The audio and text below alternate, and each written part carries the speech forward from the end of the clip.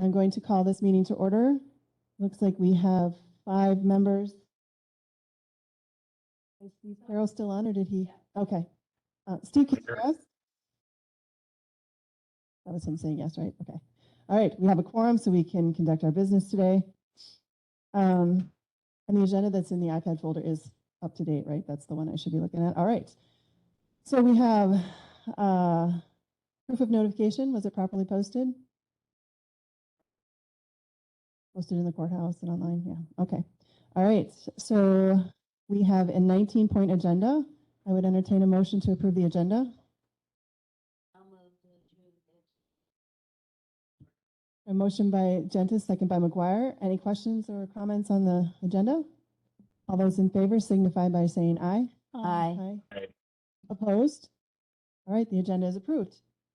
Item number 4, approval of the June 27th, 2022 minutes.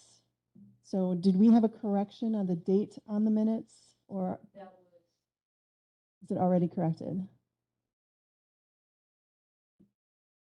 They were just the wrong days. It's actually the 27th. It is the minutes that were out in the packet were actually the wrong minutes. Those were June 6 minutes. The early June month. Okay. So those June 27th minutes are in the, not the packet that went on to the client board, but it is in the iPad. It's on the iPad. Yeah. We went on there at 1:49 today. Alrighty. Would someone like to make a motion to approve the minutes from the June 27th meeting? I wasn't at the whole meeting, so.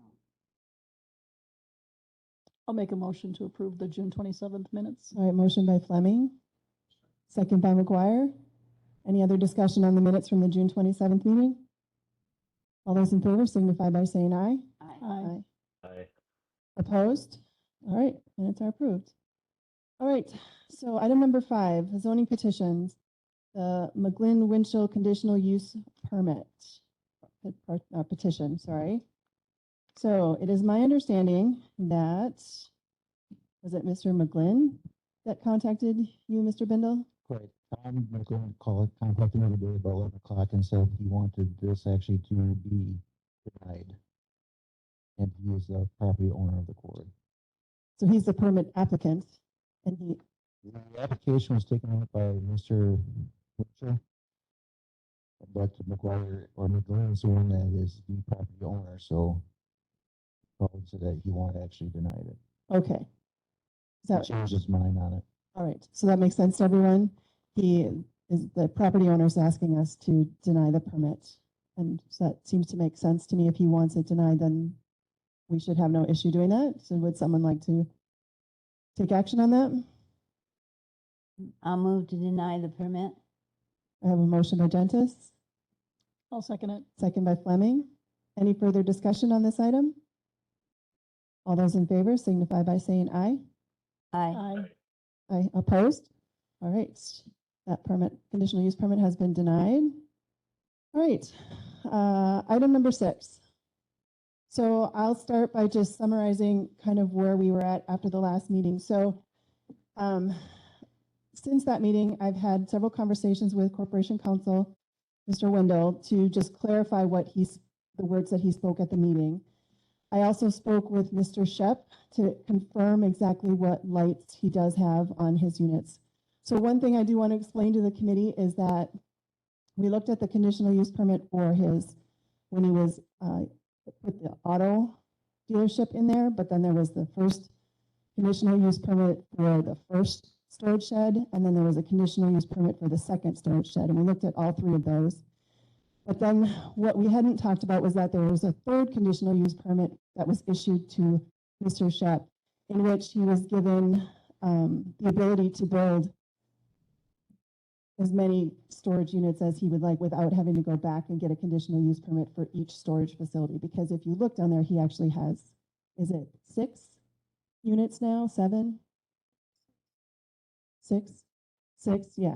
So, and that third conditional use permit that has to do with the storage facilities made no note about any kind of lighting at all. It had no stipulations for lighting. So what we as a committee were dealing with was the first and second conditional use permits. And Mr. Shep, I called Mr. Shep to verify that he does in fact have lighting on his buildings. And he indicated that the first 2 buildings that he built, he does have lights installed on those buildings. And that the light on the pole is additional lighting for the storage units.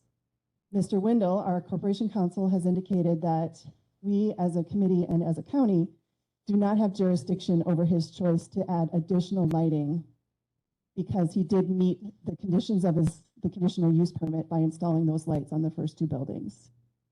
So I have drafted a letter that explains this, that we can take action on today to send to Mr. Bartow. Now, I understand Mr. Bartow is online today, and I will allow him to speak in a moment, but I want to just get through this next part. So I did also ask Mr. Shep if he had any problem with us giving him information about different kinds of shades he could use on that light to potentially lower the path of that light. And he said that he was definitely interested in getting that information and seeing what he could do. It is not his light. It is part of the Alliant Energy program. They will install lights on their poles for businesses. And so he just pays a monthly fee, but he doesn't have anything to do with the maintenance of that light. That's all taken care of through Alliant, but he was going to speak with the Alliant rep that initially approached him about that light and work with them to see if they can get a different shade on there that might help with the distance that light travels. He also said that 6 months ago, he did ask Alliant to put a lower wattage bulb in there, and that they did put a lower wattage bulb in, and it's about half as bright as it was. And he couldn't remember exactly when it happened, but he said it was about 6 months ago. So those are the actions that he has taken so far, and he also indicated that he doesn't want there to be conflict in his neighborhood, and so he would like to get the information about the shades and do what he can to address the distance that light travels. So, Mr. Bartow, are you online? I am. Did you, hearing all of that, did you want to speak to us? I spoke to Mike today, pertaining to this also. I guess my ultimate question is, when he originally got his first conditional use permit in 2004, condition number 2 states no new light fixtures. Right, so that one was pertaining only to his car lot, and this light does not shine on his car lot. So the question I have is, it's the same parcel. If it's the same parcel, why isn't he required to comply with the original conditions of the conditional use permit? He has not segregated that storage building because he decided to expand his businesses to a second business on that same parcel. Why is he not required to comply with his original conditions?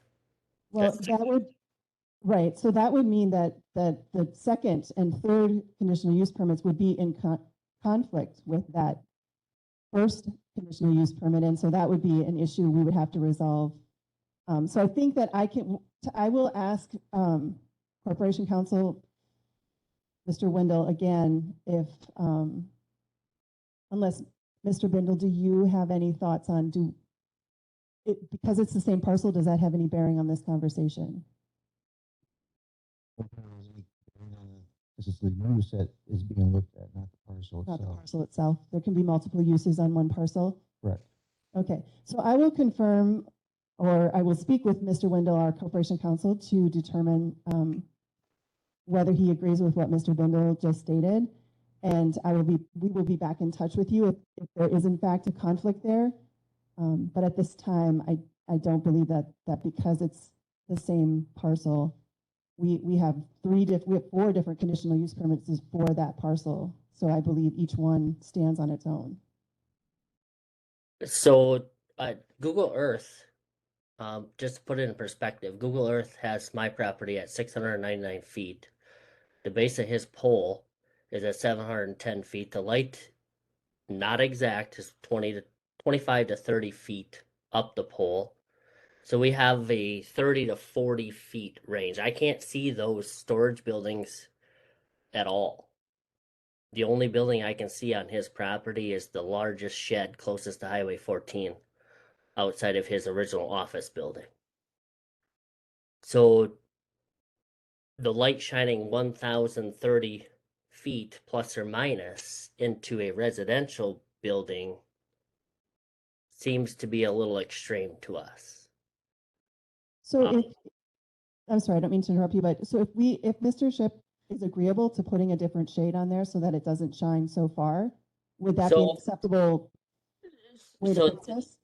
I spoke to Chris Chitwood summer of 21 pertaining to this, that light cannot be shaded or repositioned because it already shines down Highway 60 too far. And ultimately, this was his way of providing security light to all of his buildings.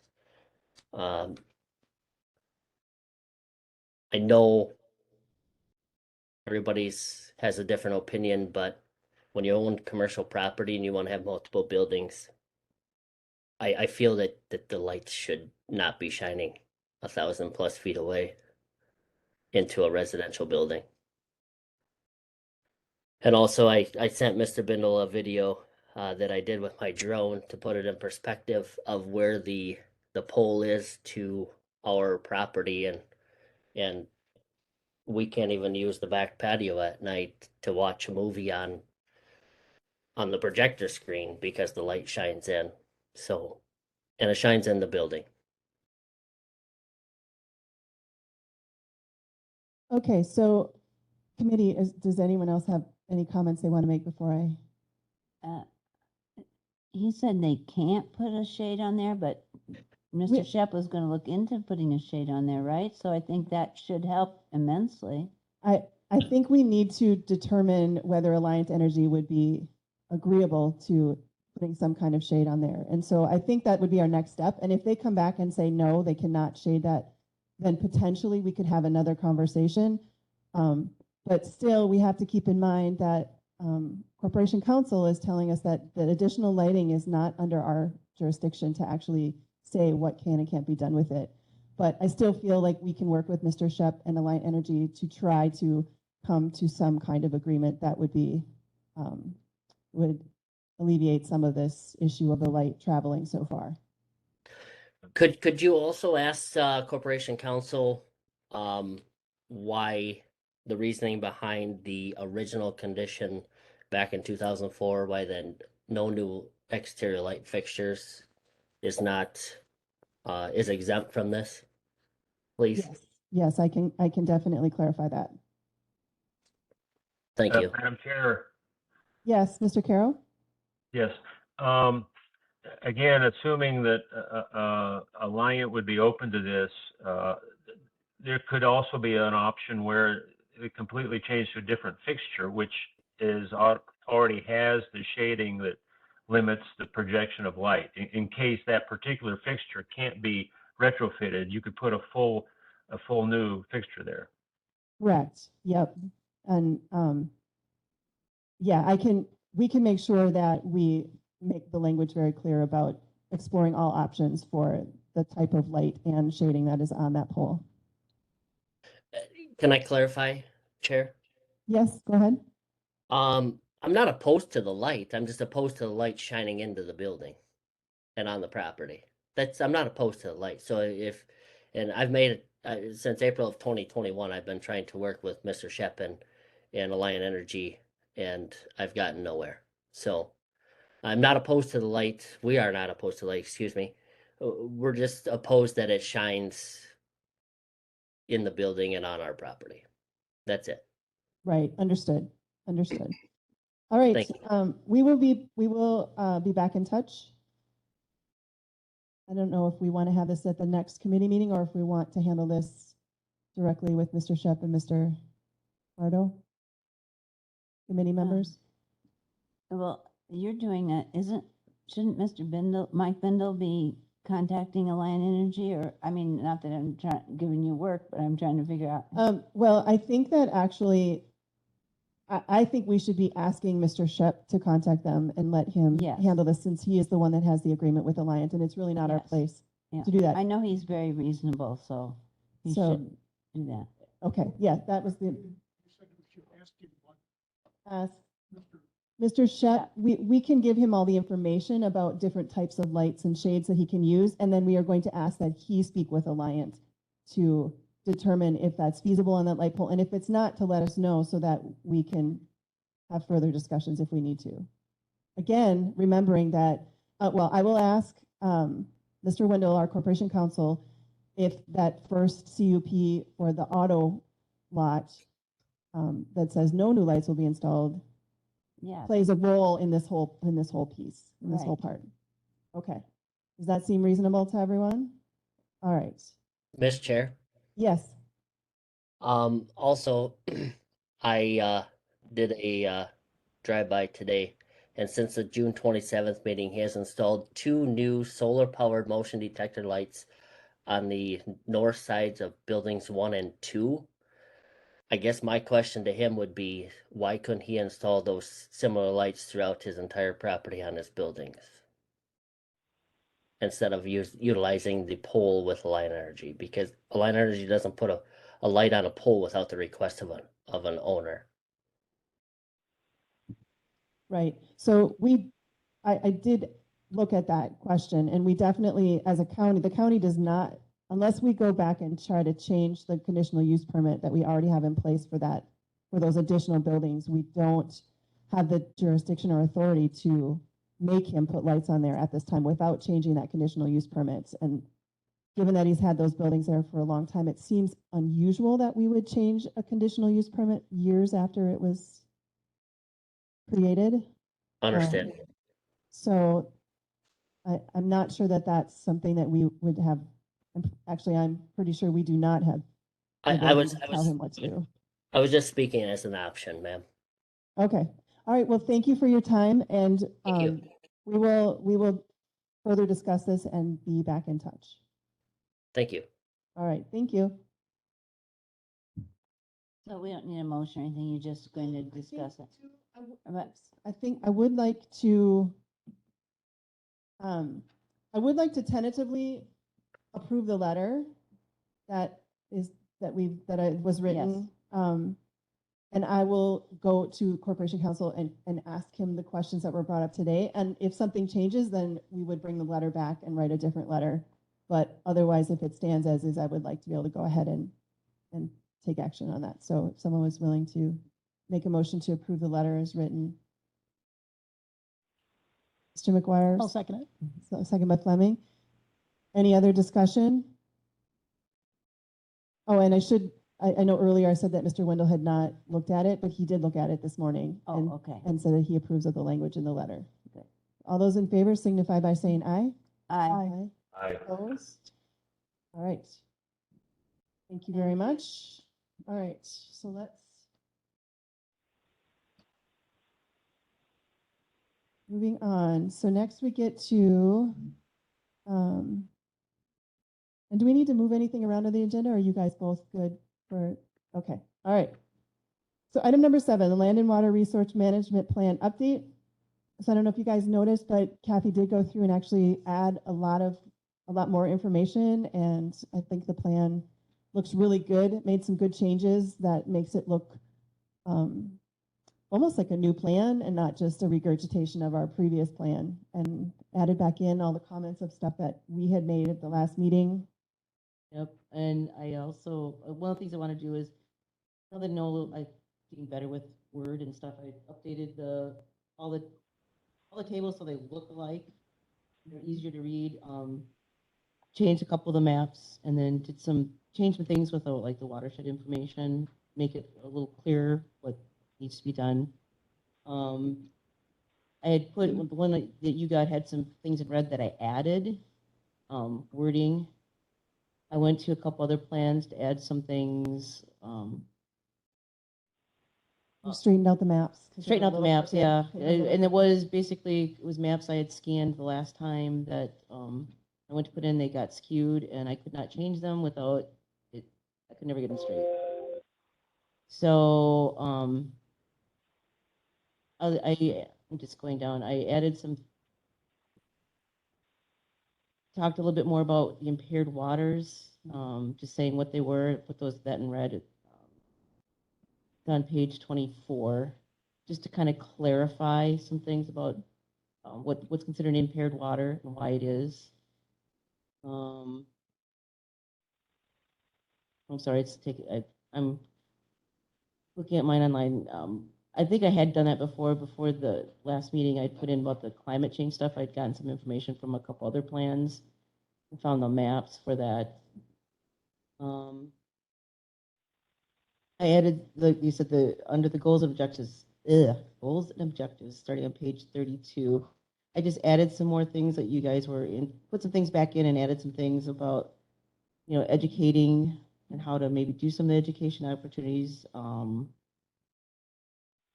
developing, added in back in, developing lists of best management practices for the different ones. Oh, I got that one in twice. I'll have to fix that.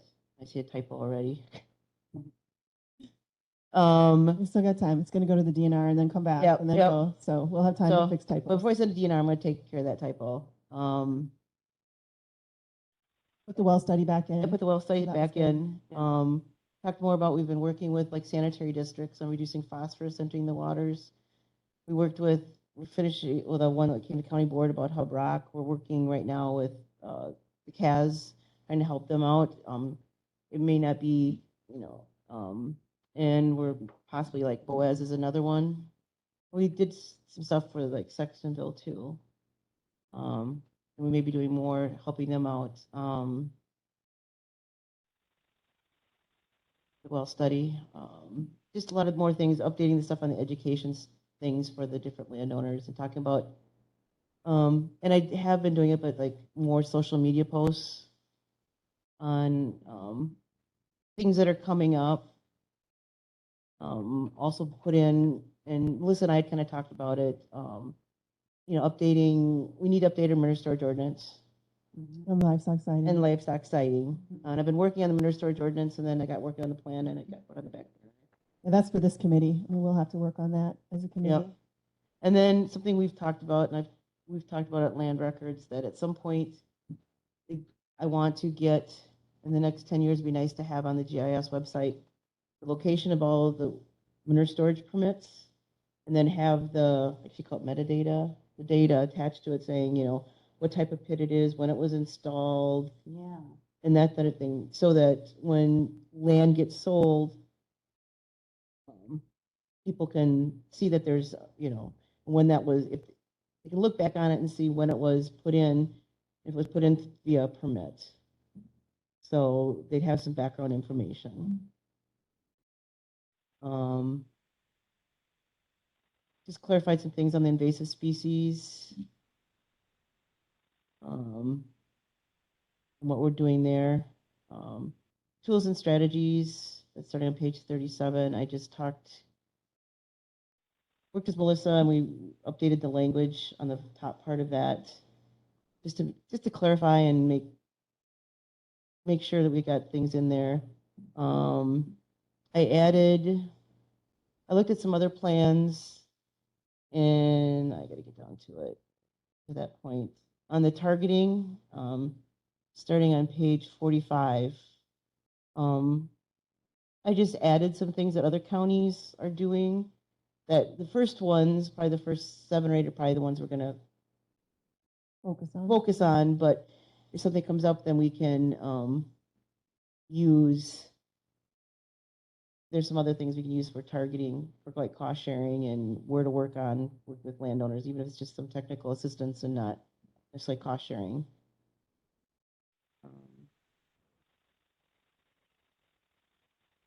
And that's it. We had one of the things that Melissa had asked about. I don't know if you guys had talked about. We used to do what's called a Transect survey.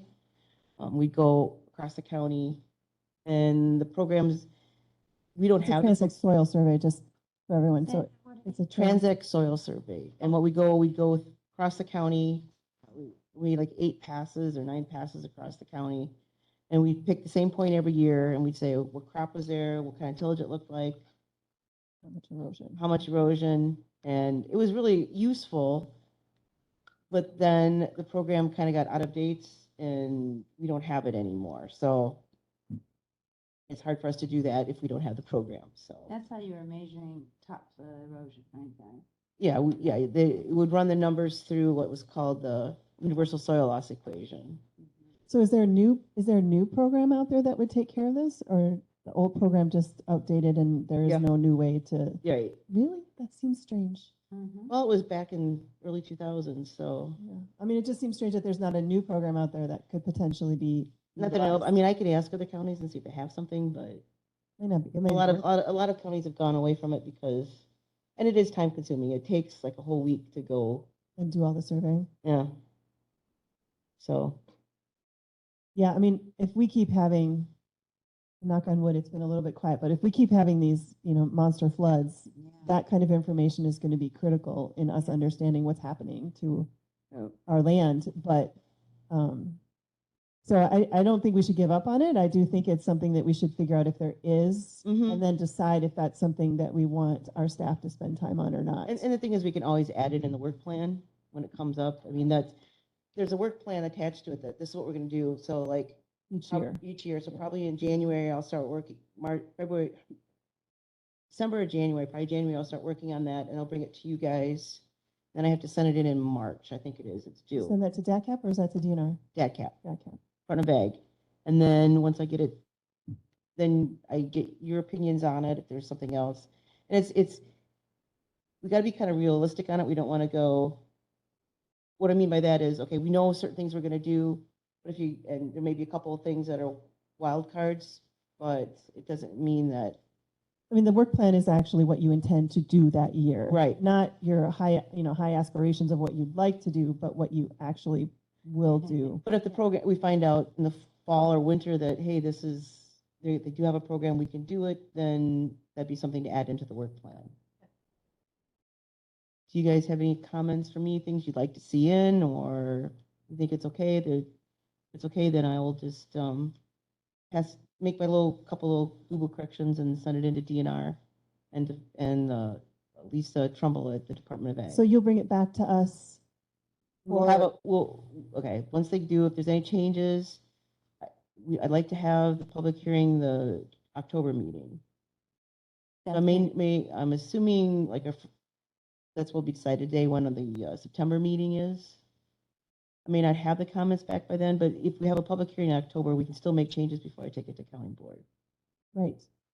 I'm just trying to learn how things work. Yep, it's complicated. So your work plan, what is the public hearing? And then secondly, like last year's, if I go on the website, I can see the work plan and you write on there what you did or you didn't. I'm not quite sure, Kathy, how we're supposed to be able to learn and Okay. follow that. The work plan is, we do it every year. Mhm. And so then they wanted me to, I don't think the last one was the one that showed what we had gotten done. Right. So this is this land and water management plan that we're looking at, this document right here, is like our strategic plan at the county, Yeah, where it's you the have big- a 10-year long-term, you're looking at all these things. And then each year you make a to-do list essentially. And that's Right. what the annual work plan is. It's Yeah. their to-do list for the department, where they're doing all of their things that they always do, but then they also will add in things from our essentially this strategic plan to So, try to chip away at some of the goals that we have in our. and land and it'll water. be easier next year when we do it, when we send it into the state, then to put, this is our work plan for 2023. But the approval process this is just like, this is the big general plan, this is what we're looking at, this is our, this is We're what required to have a public hearing. we're required to have a public hearing. On this big plan. Yes. I get it. Okay. Yeah. And we have it here, and and then once that's approved, then we take it to, then you guys decide if you want to send it to county board. And then I send it on to It the, has to be approved by county board before it can go before the state. not board. necessarily, it can be done afterwards. Oh, interesting, okay. But I'd rather do it Before. before, 'cause Yeah, Me too. it's crazy. So can I ask another question? So this advisory group that you have, do they look at your work plan? Do you meet with them, or what do you do with the advisory group? Because they seem to be a well-balanced group. The advisory group kind of looks, that's one thing that when I send it to the states, the two agencies in the states, then I will send it to the technical advisory committee too, and they can give their opinions. I'm sorry, I can't talk. They see things that need to be changed or whatever, they can make their comments then too. But they went through it with the first time with me and gave me some good information. And then, Both the working group and the technical yeah, group. and I'll send it to the first people involved, the little work group that, I think from all over that came.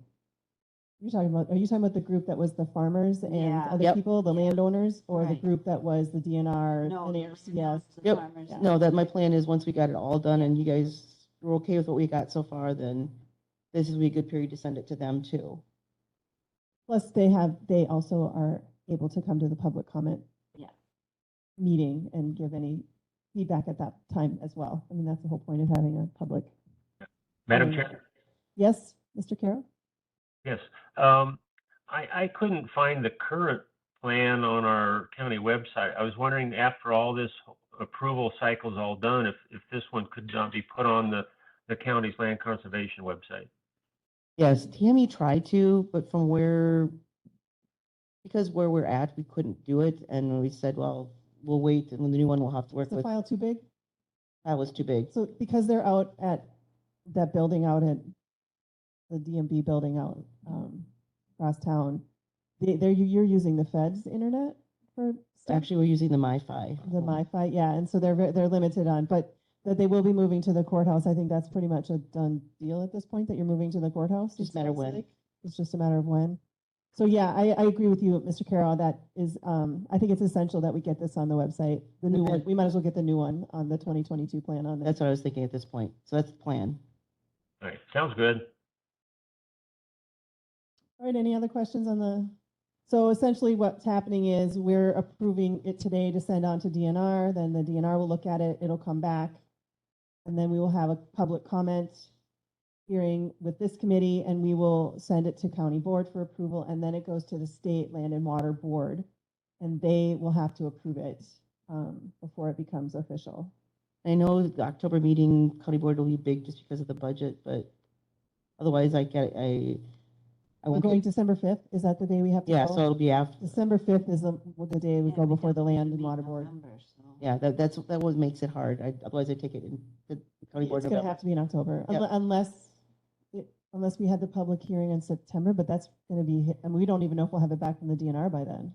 Correct. Yeah, so it's gonna have to be at the October meeting, whether we like it or not. So, okay, anything else? Oh, so I think we should, you want a motion to accept it as is and send it to DNR, or just you'll send it to the DNR? I think I could just send it to Okay. DNR and that'll Is come. that all right with everyone in the committee? Okay. All right, so that brings us to the Land Conservation 2021 Annual Report. This is really just kind of an FYI, right? Yep. And It's a on the nice front of little it, summary. the part of it, you see that your names are on because you weren't so next year next year you'll be, we'll do the 2022 one. It'll be Yes. you guys. But the annual report just tells what we did, who we worked with, the activities we did. So I looked at them. All right, any questions on that? All right, moving on. That brings us to Farm Service Agency Report. I don't see anybody on, so they said, All right, so all right. Item number 10, recreational, well, actually, let's finish up the Yeah. land conservation stuff first, and then we'll come back to so update on Ash Creek trail mowing. I had to ask this to be on there because we hadn't talked about, the Land Conservation Department is responsible for mowing the trails at Ash Creek Community Forest. And I believe then you guys also mow the bike trail, the bike path, the pine, no, the Pine River is it's part of the parks, parks. but does your? No, staff no, mow no. it? Okay. No. So can you just give us an update on where we are on that? Kent went out, I can't remember when it was. He went out and mowed it after the last meeting. Okay, He went out and mowed got all the trails mowed, and then. as much as he could. There was one that, because the equipment, if we had if you had gotten different equipment from the Pine River Simpsons, he would have done, there's one he would have done, he missed one, but it was just because the equipment he used was not. Was gonna it work. not a side mount? It was a behind or something? And it was just gonna be too difficult. Okay. But So and we'll usually we mow twice out there? I think so, so we'll talk about it and maybe after this hot weather is over. Okay, We had the rains and the hot weather, then it'll Right. need, yeah. okay. I- I mean, I just wanted to make sure that we are getting the trails mowed because if they're not mowed, they're pretty. When they're I pretty go, I crazy. see cars there frequently. It's getting, especially I think since the trails got marked, I think the Yeah. usage has increased as well. So, all right. Okay, so that's everything for you, right? Unless it's except for staffing stuff, right? Oh, I'm gonna say, okay, item number 12, that's me. And I have been so distracted working on finance research and stuff Yes. like that, that I have not been able to finish that one. So hopefully by the next meeting, I will have some research put together or finish putting the research together on staffing levels and combined land zoning department information for us to have a discussion about. So we're gonna not talk about number 12 this time. Okay, so item number 10, recreational short-term rental property information and discussion. So as you guys saw, I You did started great. doing some research and Yeah. looking at, and I think that today, I mean, we're not taking any action today. I think this was really just to help us start talking about what, if anything, we want to do as a county. So, one of the things I think that when you start reading all of these different articles, I mean, you can see that this is a hot topic, that we're not the only community that is struggling with how to balance. I think that this entire process is going to be about balancing the tourism and the need to bring people into our county with trying to respect the people who want to live here and not be a tourist. And there's many different ways that people are responding to this. So for example, the city of Madison, they are not allowed to have a short-term rental unless it is in the home they live in, their primary property. So essentially they can only rent out rooms and they have to be present anytime there's a person. So to me, that's one extreme. So that's, or not at all. I mean, the one extreme would be not allowing it at all, which I don't necessarily think is an option that we want to really pursue. But I think the city of Madison's response is just a slight tick up in that, because that really limits your ability, especially out here. I mean, in the city, maybe not so much, but all of these country properties. On the other hand, there's been communities that are worried because there are all these corporations and big groups of people with lots of money who are buying up all the property in a county to do these short-term rentals and essentially operate as a hotel and then avoid the hotel fees, the room rates and things like that.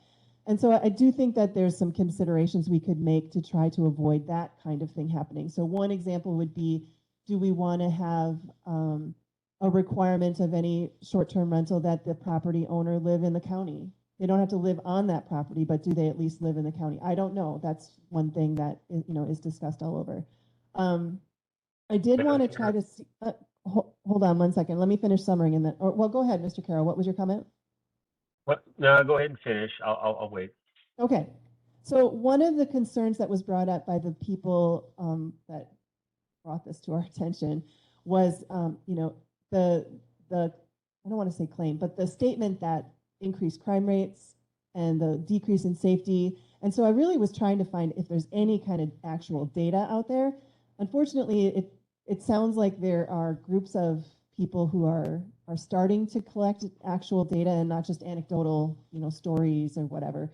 But one thing that became particularly clear to me was there is some indication that it's not the people who come to rent the rooms that are increasing crime rates. It's that you have less investment, because if a bunch of houses in one neighborhood are all short-term rentals, you don't have that neighborhood mentality where everyone's looking out for each other. And that's when the quality and the safety issues start to arise, when you have, you have a neighborhood that doesn't have any stable residents in it. So I'm not sure that that's really necessarily an issue for us, because most of our properties, not most, there's a bunch in Richland Center, but many of the properties in the county are out in the rural areas where they're, or in a small, like the road that just came before us, which was like 12 houses on a road or whatever. So I wanted to just give you the chance to, look at all of this information. And I don't think that we can even touch the surface today. And I think I'd like to give you more time to look through all of this information, to try to determine, do we want to do, so some places do an ordinance where they actually lay it all out there in an ordinance, how they want to handle. Some places just for each conditional use, so for each individual property, and every time you do a conditional use permit, in which you put stipulations in there. Mr. Bindle indicated one easy way we could do to try to make sure that we don't have big party houses coming into the county, where people are coming in large groups, is you can tie the conditional use permit to their septic. How many people is the septic allowed, supposed to cover? Is it a family of 5? Is it a family of 8? Whatever. So, I mean, that would be one relatively simple way to alleviate one of the concerns that people bring forward when they're talking about Airbnbs and VRBOs and stuff. So, Madam Chair. yes, Mr. Carroll, go ahead. Yeah.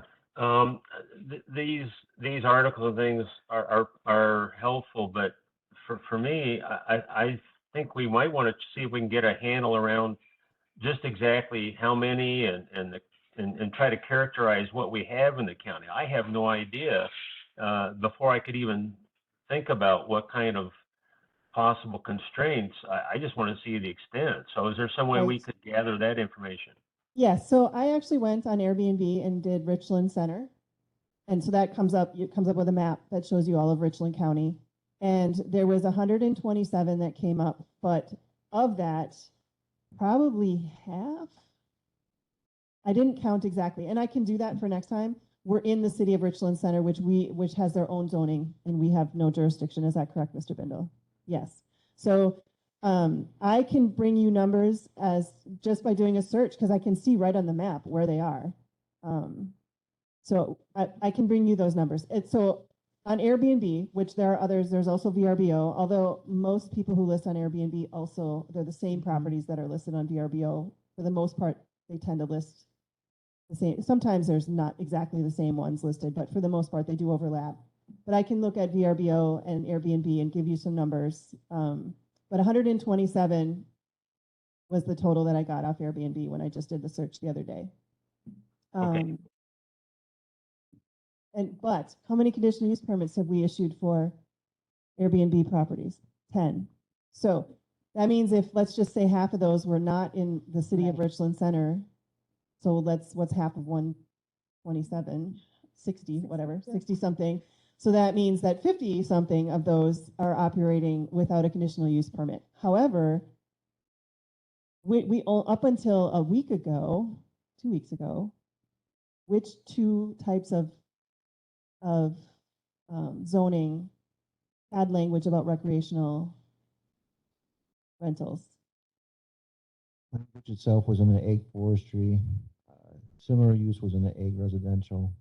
Okay, so probably most of the ones that are in the country, those are probably either ag forestry or ag residential, unless they're in a little burg like Excelsior or wherever that road was that the people. Yeah, Jaeger Lane. I drove. Jaeger Lane. Yeah.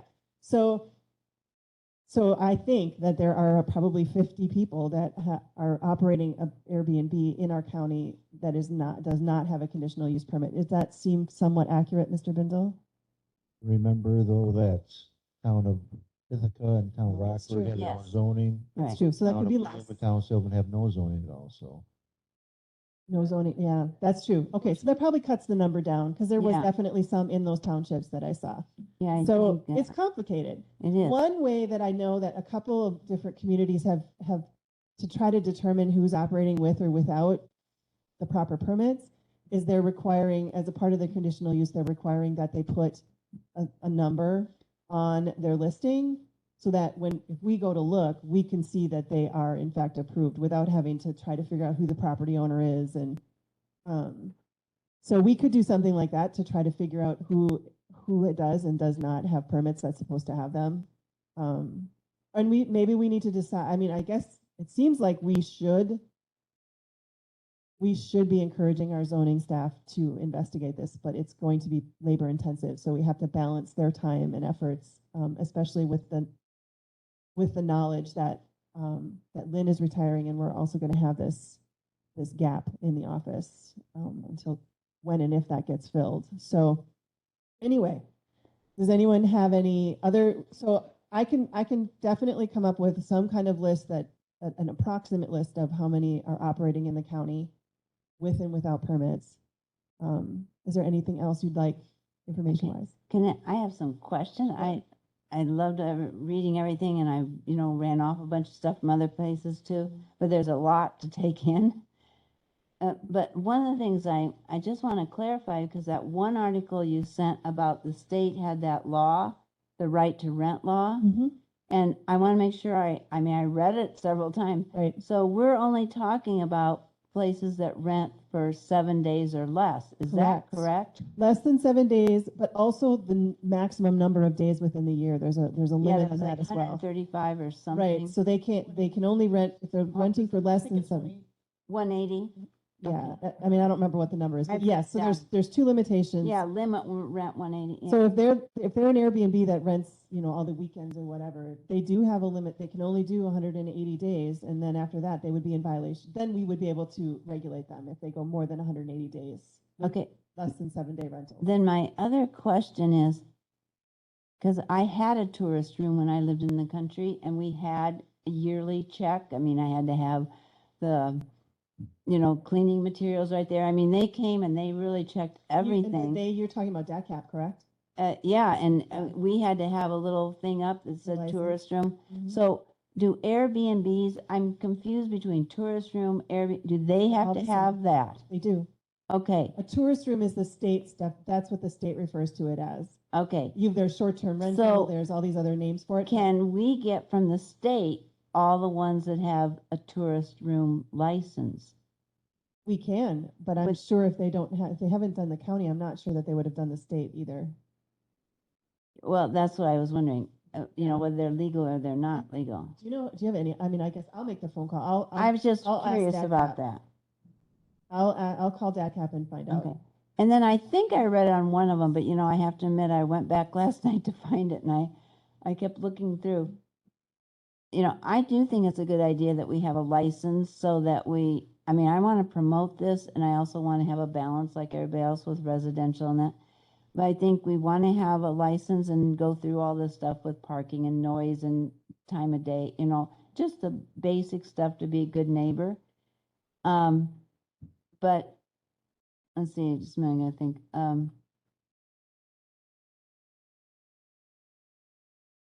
So what I saw somewhere was that all these, can you say, okay, I'm grandfathered in, I've been doing this for 5 years, why am I getting a license now?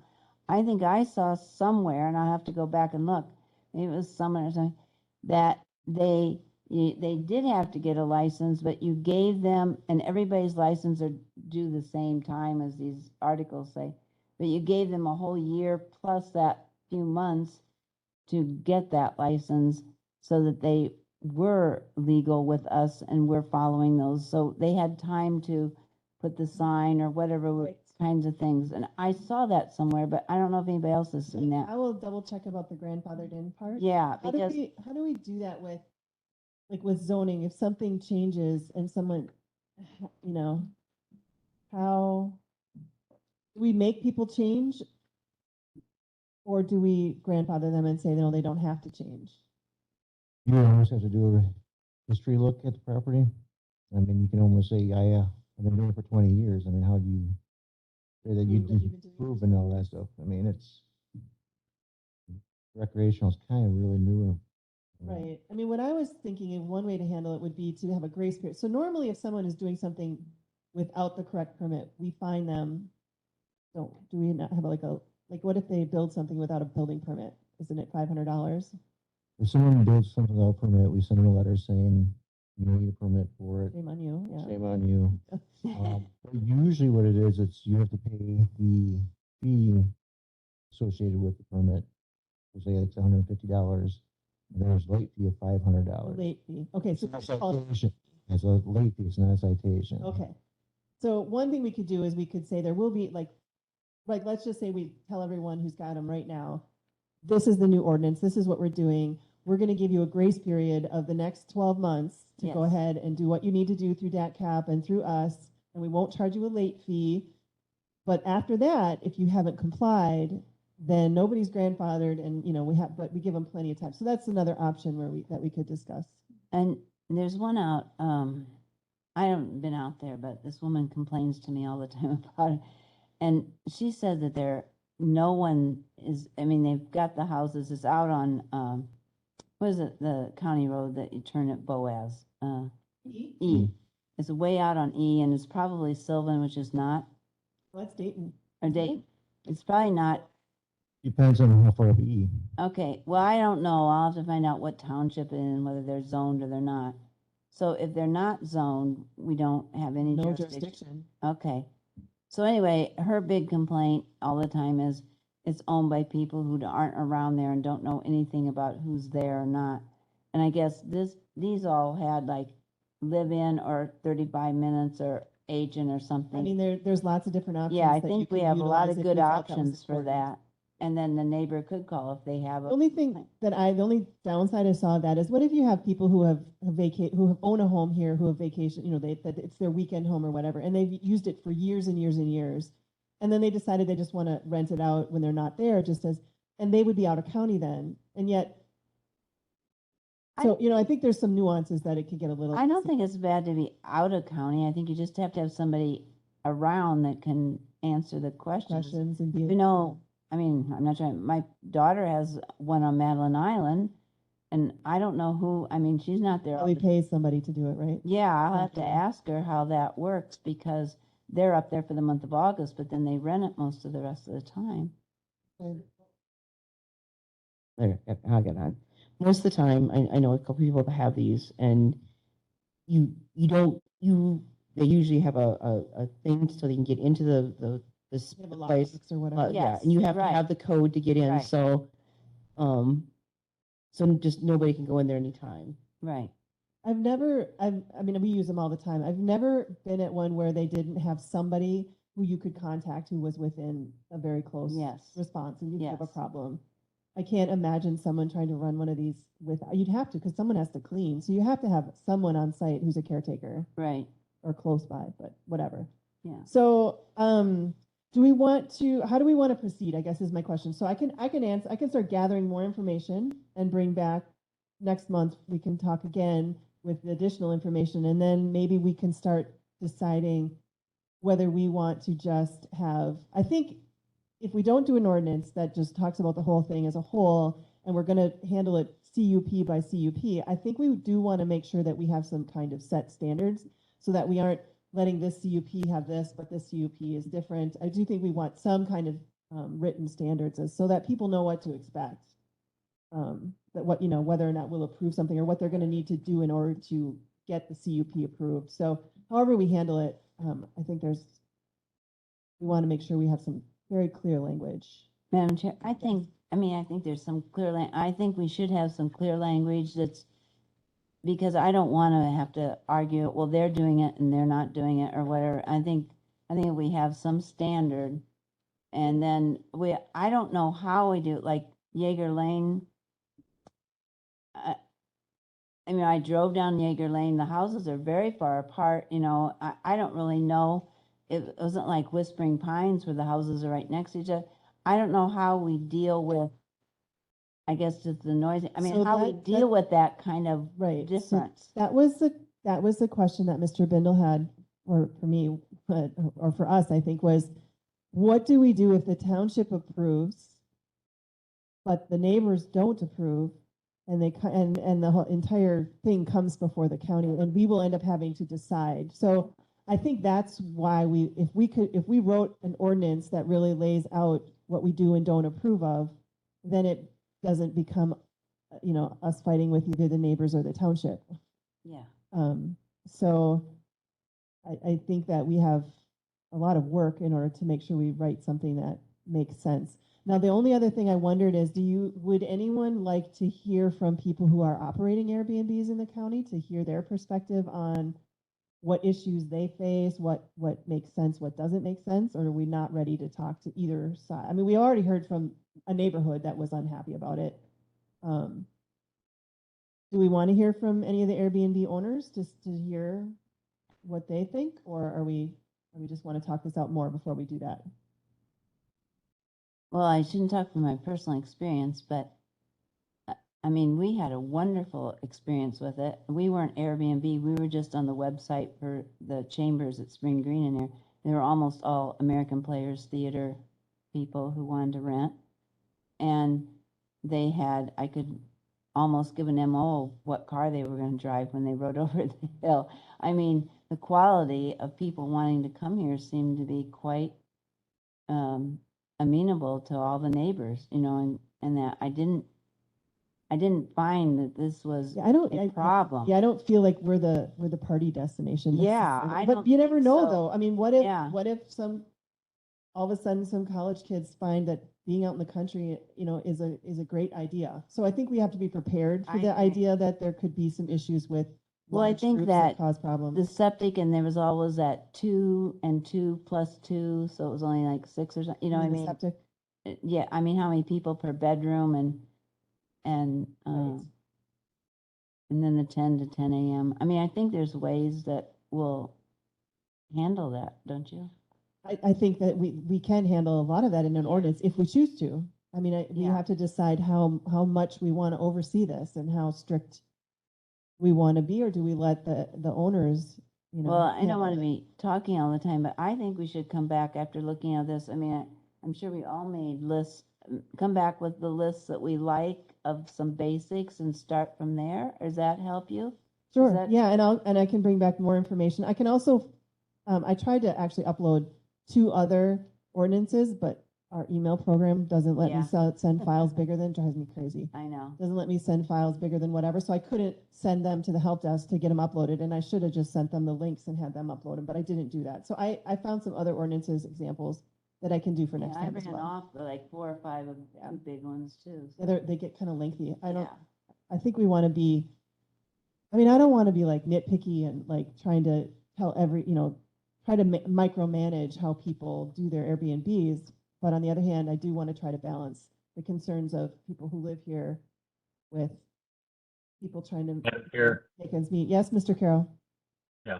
I'm in agreement with opening some form of dialogue with Airbnb hosts after we've gotten a little more up to speed on all the issues. And then even if we do a slow rollout with some ordinance, I still think we would want to have some dialogue before that happens.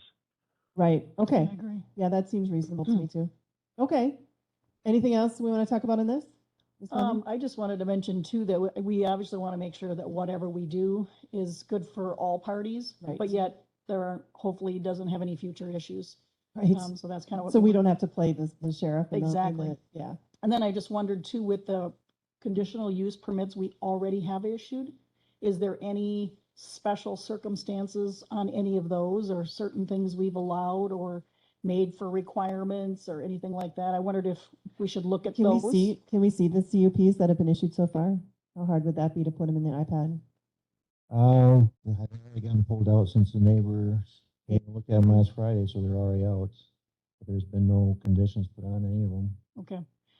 I don't even know what language is in them. So if you could at least send us one. If they all look the same, just send us one.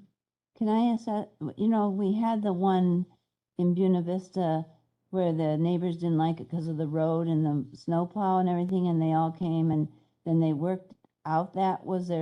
Did Buena Vista work out some sort of conditions there? Just so everyone understands, the one that Linda's talking about there was a proposed recreational rental. The neighbors came out to the county meeting and there was questions on the driveway. It was a shared driveway and it was, the parcel's back up to the recreational trail, the walking trail and all that stuff. So there was concerns about people getting snowmobiles and going on the snowmobile trail and going up and down the road, and there's ATV trails and all that. Well, the ATVs go up and down the private drive and tear it all up. And the community sent it back to the township. Let the township talk Yeah. about with the neighbors and all that. My understanding is before he even went back to the township, the neighbors actually talked, worked out the deal to make sure that if anything ever happened to the driveway, it was, we paid for it and fixing all that stuff. So I don't know if they even made it back to the township or town sent it back to us with no conditions and. So they worked it out. They were able to work it out on their own. I mean, at the end of the day, that's what we hope. happens in many cases, but, okay. I guess the only other thing I mentioned is when you're thinking about regulations or rules, kind of like how Julie was saying is, how do you enforce them then also? An example I'll give you is Melissa gets a recreational rental. She has it for a year. I buy the property. I live out of state. If that's going to be the rule or out of the county, how do you come back to find it? We don't look at every transaction or anything like that to even know for Right. sure where people live. We just we pay taxes.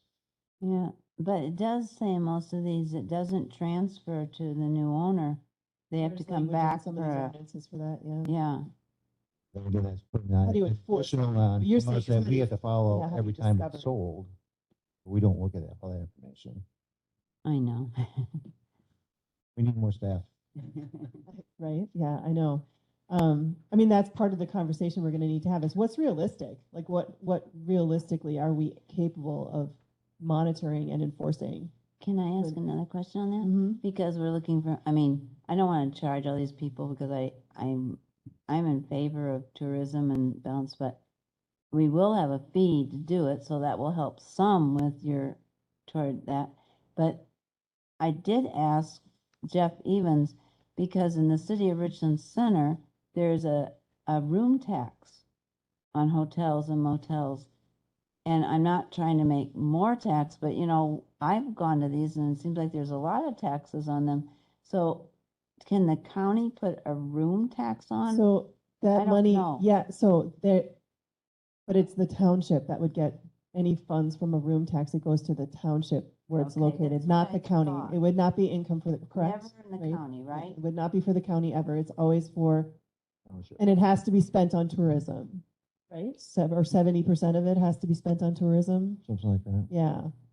So, but that goes to the township. That would never come back to the county as a whole. I thought maybe so. All right. Can we move on? Yes, everyone's good? Okay. All right, that brings us to 2023 budgets.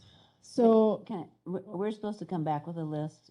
yes, or if you guys want to actually, if you guys want to just send me questions and then we'll make sure we talk about it in the next meeting, any questions Okay, that came I up. just want to make sure. Then I can my have the homework- answers homework before, is- so we don't have to spend another meeting. I mean, we can spend as many meetings as we want talking Yeah. about it, but if you want to send me any more questions that you have, I will make sure that we talk about them in the meeting so that there's a public record of what questions have been asked. Okay. Okay? All right, 2023 budgets. Let's start with, I guess, Mike, you want to start? So If this you would look in be the packet- item 13A, right? Right, so there is salary worksheets, that's 13A. I put the whole file in the big huge file.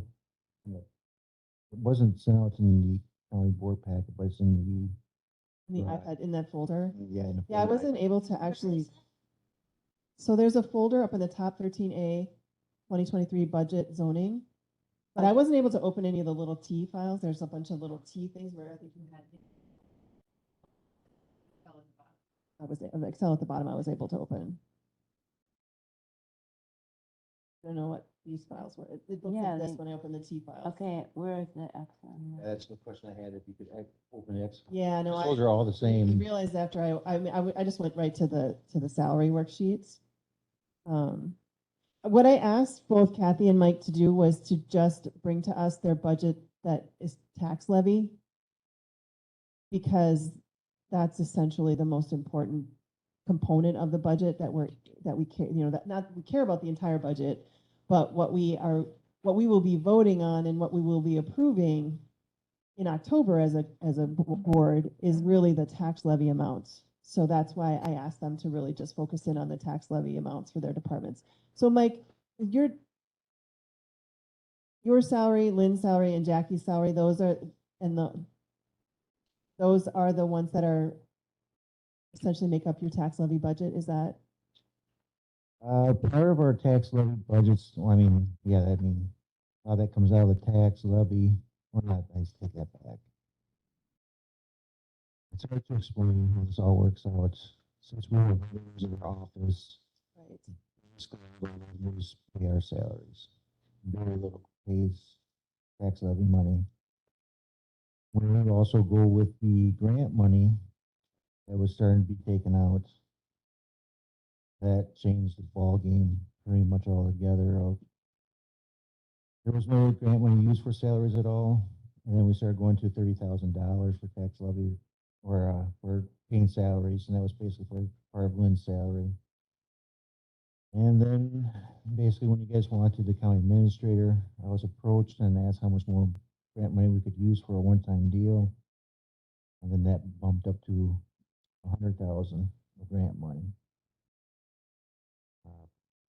I think that at the one time, 104% of our revenues and grant money paid everything, expenditures.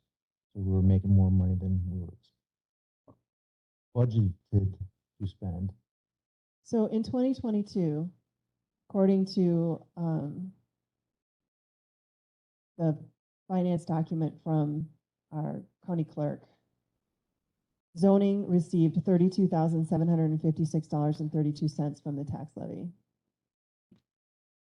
So is that are you going to be asking for more than $32,000 coming from the tax levy this year, the less or same? Well, funny you mentioned that. I think I sent you the email that we had just figured out that it was supposed to be approximately 68,000 was coming from supposed to be taken out of grant money. It was actually still at 130,000. So a lot of, if you look at today's financial reports, our money that was supposed to come out of Fund 10 is still at 0%. And Fund 10 is the general fund, General funds. which is tax levy. Fund 10 or Fund 23 was supposed to be the 68,000. And I think it's pretty much down to, well, the sheet I have is about 27,000 still remaining in it, from the 130,000. When you look at the financial page for Fund 23, I think it's like 177% been spent on it for salaries. So, yeah, there's some confusion in the amount that's being taken out of grant money versus Fund 10. All right, so let me see if I'm understanding this. So in the past few years, there's a what's it called? A land information grant Correct. that we were utilizing a big chunk of it for salaries, even though that's not what it's intended for. What's it intended for is to update our records and get them on the internet, correct? All right. So at one time, we were getting like 126,000 from the state, and we were spending 130,000 in salaries alone.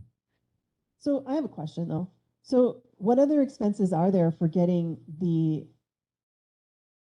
maps on the internet other than staff time? Are we supposed to use the money for programming, paying service fees on programs, or? Right. We can spend money on program software. Are there Computers expenses for that? What? Are there expenses for that? Or is it really just essentially staff time that gets this stuff put on the internet? Well, staff time, or we contract the information out so other counties can, or other companies can do the work, but we spend it all on staff time. We spent it on staff time, but they weren't necessarily putting that percentage of time into putting maps on the internet, or they were? Well, I mean, if you look at Lynn's job, I mean, most of her job is Putting maps? GIS, is putting information on. I mean, it's just not a map. It's your Let's say it's 911 and 911, yeah. but name changes, the land address, changes and all things, that. right? New parcel lines. There's a lot of information that she does. We contract that out, but And that technically then that would be money. If we were going to contract it out, that's an appropriate use of the land information grant. right. So for last instance, year, how like much did we use of the grant to pay salaries? What, didn't we cut back last year already on what? I have those numbers actually. It was like 168,000 was taken out of that Fund 23. Is it, does but it, 116 was taken out for salaries. okay. And is that each year you get grant money every year? Correct. And it's non-lapsing, so if you don't spend it in 2022, you can keep that money and spend it in 2023, you don't have to give it back? You have 2 years to use it. 2 years, okay. So like the 2022 grant that we got back in the beginning of 2022, we have to December 31st of 2023 to use it. And how much were you proposing to use of that land information grant to pay salaries this year? Or were you instructed to use, I guess is a better question, probably. If you look at 13AA 2023 budget zoning works. Is that the one with the red with handwriting on it? lettering, Yeah, Yeah, there's a 32,000 on the bottom there, that's what I was looking at. right. So the idea was to, this year you get down to 30,000. What I did is I cut the number in half because it was 65. So it was a little bit more than And this is 30,000. in the land information grant Right. specifically. Which would bump up the sale or zoning up to the 22,000. And how much of the 222,000 would be covered by fees from your office? Pretty much, probably everything. I So mean, you, probably 90. so essentially you're not asking for funds from the tax levy to cover your department's expenses, is that correct? Let me hand the sheets over.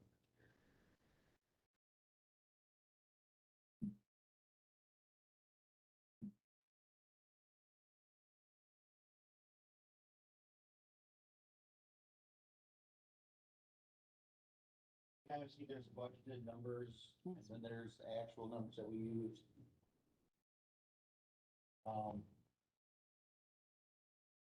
So you can see that actually what was budgeted. Is 23 the land information grant? Fund 23? Okay. And what's Fund 48? 148 is land information funds. It's different than the grants? Right. Okay. So if everyone writes this down, I'll give you the proper calculations of how the numbers are calculated out. Okay, So when you register or you report a document at Register of Deeds, you pay $30. $8 of that goes to Wisconsin Land Fund. So at the end of the year, basically average out about 25,000. So if you look at the sheet, I just handed out the revenue for Fund 48. I predicted at 25,000 because it's a rough guess all the time. It came in at $29,976. So there was an extra $4,976 that actually came in. But anyways, you take that number, the 25,000, for example, and you minus that from $100,000. what's the $100,000? $100,000 is basically the base number that the state used for the grant money. Okay, So that's where you get your Fund 23 budgeted $75,000. Right, so, cause that's the $8 paid in, subtracted with all that from the 100,000, right? You take your $8 and you add up all those recording Yeah. documents, and that's where you come up with approximately $25,000. Okay, got it. complicated. So that's when you get your Fund 23 grant money of $75,000. Okay, So that's how the numbers always change because that document or that number's never the $8, you have no way of predicting how many documents get $3 recorded. fees are going to be recorded and how many $8 you're going to get. So you just kind of take the average of what we've been getting. Okay, So then on top of that $75,000 that you get from the states, lately they've been adding more money for you to upgrade your maps and get more information out there on the state websites and all that. that's the land information. That's $75,000 is your base grant money that you get, and then you get extra money for doing more Gotcha. to get out there, which has been about $50,000. So that would be kind of like when I talked about the maps, putting the winter storage permits on the map, correct? Right, so we If can we were do, to do that, that would count towards us putting more information out there to the public. right, so like right now, we're doing the plat of survey points and maps out there that will benefit the survey. Is that why we did the corners thing too? Right, that's where the money The came to pay corners for the thing. corners and all Because that. that, we actually had to pay someone to do that, and that was an expense we had to pay for out of that grant. Right, we're paying surveyors to go out there and locate them and Actual corners, right? I So- remember that. 15 years or whatever. Okay. When the grant money started out, it was like $5,000. Now it's like up to 100 and some thousand. So in your opinion, how much of the land information grant is it appropriate to spend on salaries? Nothing? Or is it appropriate because you are absolutely spending time doing all of these things? Or would you don't think it should be used at all for salary and it only should be used for contracted services or? It could probably be for Software. salaries. I mean, that's where we're kind of, when you look at the sheet, it's broken down that, Because if we do it Yeah, ourselves, then we're 60%. not contracting it out, right. essentially. So are you comfortable keeping some salaries on the land information grant? I feel comfortable with some, What, but not like- the 130,000. Right, so what do you think is an appropriate level? On that sheet, I mean, we're looking at Lynn's salary at 60% being paid by the grant, You think that's appropriate? pretty much. The only concern we've had with that is that if the grant turns around and there's no grant tomorrow, 2023. Then we'd have to come up with the 60%. Right, and that was concerned because in the beginning, we were always told, well, if the grant goes away, there's no problem coming back with the money. But as we all see, there is a problem coming back with the money. Okay, so right now though, are you so what were you instructed to do with that, the grant money this year for salaries? So the way it was supposed to be was it was supposed to go down to 30,000. And is that 60%? That's not 60%. It's not, we would have to do the calculations of 60%, do it for a new person and all that other stuff too. Well, that's true. Then there will be a new person, presumably probably making less, well, it depends, I suppose, on how much experience they have, but if they're Well, less experienced than Lynn. Right now, it's being offered at $20.33, And so, what is the current pay for that position? and she's at, 2318. 2318. So there would be some savings there, but not extensive. depends how much we get contracted out to. Okay. All right. So what I'm taking from your budget is that we are still utilizing probably a little bit more than we should, but we're still utilizing the land information grant to pay some salaries. And that the rest of the money for your budget comes from mostly from fees and not from the general fund, which is our tax levy. Is that accurate? Okay. Does anyone have any other questions? Does that make sense to everybody? So, I mean, I guess I do want to talk a little bit about what happened in finance on, and this will be for both departments, on whatever date. I don't know what date it was we met. So I did propose, because, you know, they had a 9%, the administrator recommended a 4% wage increase and then a 5% cost of living increase. And I did express some concerns with doing a 9% raise after doing a 7% raise last year. And my concern is not at all that people aren't worth it, because I absolutely think that our staff is worth every penny we can possibly manage. But when giving these large raises, and in the proposal that Administrator Langrick had was a 35% raise over the next 6 years. Well, starting from last year to the next 4 year or 5 years, it would add up to a 35% raise to staff, and it would create $3.8 million gap by 2026 or 2027 in just trying to cover the wages. And when I started looking at those numbers, I am concerned because I think the only way to cover that gap is to make some serious cuts. And the only way that we really have left to make cuts is to cut staff. And I as much as I want to pay people more, I don't know if I want to have less staff so we can pay them what we want to pay them, and then they're overworked. So I don't know what the right answer is, and for this year, I did make a motion. I had no idea if it would be supported, and I do feel horrible having done it, but I didn't know what else to do because fiscally speaking, it didn't feel responsible to make that big of a leap again after just doing the 7% last year. And then, putting everything into chaos as far as having to make some pretty serious cuts very quickly. So I guess I would be interested to know from staff, what are your thoughts on how to balance paying people what we want to pay them and making decisions about how else we could cut other than by cutting staff? Because I mean, do you guys have any room in your budget to cut something other than personnel? There we go. Our department, it's either staff or, I mean, there's very little else that's in your budget that's on the tax levy. I mean, you have stuff that's funded by grants that, correct. but But we can raise, and what do you think the impact would be of cutting 2 positions? I mean, you'd be left with, and what about you, Mike? What if we're cutting a position out of your office as well? Okay, so my question is, how do you feel about me making that recommendation of the, instead of a 9%, it's 4.5%? Are you going to do that with our health insurance that we also? So it is a 15%, if it's a 15% increase, your share would also go up 15%, which I did run the numbers for that today. Here, as a matter of fact, because I was trying to understand.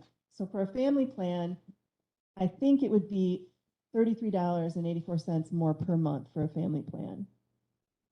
If someone's making $18 an hour, and because I just picked up, I didn't know what's the right number to pick for, so if someone's making $18 an hour, the 4.5% raise, there per month, it would be $129.60 raise, which they take taxes out, and although I think they take the premium stuff out pre-tax, so that at least helps somewhat. But anyway, so it diminishes the raise. It does. There's no question. So I'm really honestly asking for input from the committee because I do represent, though I don't represent you. Mr. Carroll represents you on finance, this committee. I represent public safety, but we're going to be talking about it again tomorrow, and I would like to know how staff feels and what you would recommend. I just can't see how we can give the raises and not have to make significant cuts into staffing levels. Madam Chair? Yes, I have a Mrs. couple questions. So the 4% is just across the board? 4.5%. Or No, whatever Pine percent. Valley. So Pine Valley had different rates because they got step increases last year that everyone else did not get. And so theirs, I believe, they were supposed to get, instead of 9, they were supposed to get 7. So if you cut that in half, they would be getting 3.5%, and everyone else would be getting the 4.5%. And so does the county do some kind of comparative for wages? I mean, like, different places I've worked, they're always, this position is this range. And then depending on your job performance and years of experience, this is where you are. I don't know if the county. So we do not have a mechanism for giving raises based on performance in the county. It's straight up across the board, right? I believe that's what. It's by the job. By the job, was right. Expected. That was what the wage scale thing we The did. wage scale determines where you sit, where you are, like what your experience and your background is, But we don't have like even a wage scale for like, Yes. let's say Yeah. the GIS technician? No, we do, Oh, we we have do. that happened And- a couple years ago. Yeah, we did a Yeah, study. and a whole wage salary and- done. What that study told us is that our wages are behind. Yeah, Yeah. and you need to do those studies every year because it changes. Oh, well, Yeah. you pay a But lot it's of money. cost You ton. pay a Yeah. lot of Well, I money mean, to do it's those not studies. necessarily we pay a firm to do it. I mean, that's where you hope you have an HR department, which we We don't have an generally HR don't. department either. So. Right, so if we had an HR department, they would be doing that, obviously. Right. So Carlson Detman has given us instructions as to how we meet the wage scale, and Mr. Langwick has the increases that he has proposed, which is 7% last year, 9% this year. I think it was set, and it's 7% next year, and 4% the next year, and then 3 and 3.